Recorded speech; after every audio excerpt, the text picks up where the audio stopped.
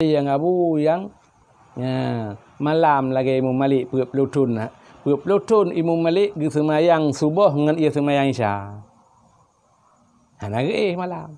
Itanya ka hana tak hana budak-budak.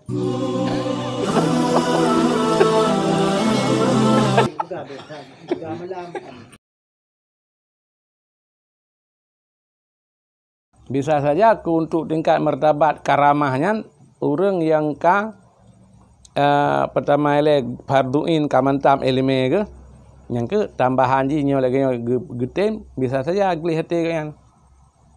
Bisa saja agak tingkat kan hati geli. Walaupun elemen syariah yang kuasai sekedar pokok. Hanam cebu malim dah. Yang kena yang ke le Hasan Basri.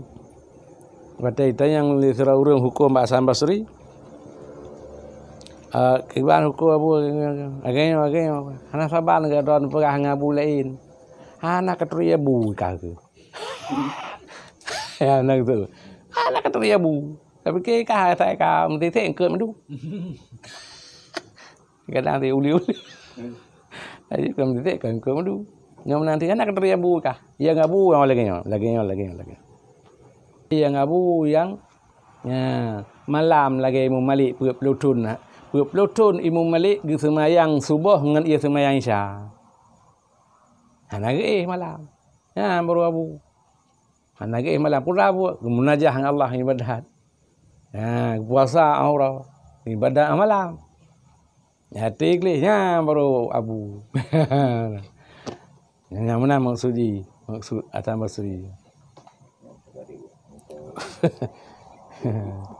Cuma itu kalau pun menurut ditanya masa dengan Cina, kakek menurut Amsal Pak Amsal, menurut bacu ya, menurutnya, ini kan bahasa pun bahasa ururai bahasa amde. Jadi kau urung karang kita. Mana di Imam Malik kan pelutun, iya semayang isya itu subuh, semayang subuh nggak semayang isya. Wajar dunan martabat berarti. Itanya ka hana tak hana budak-budak.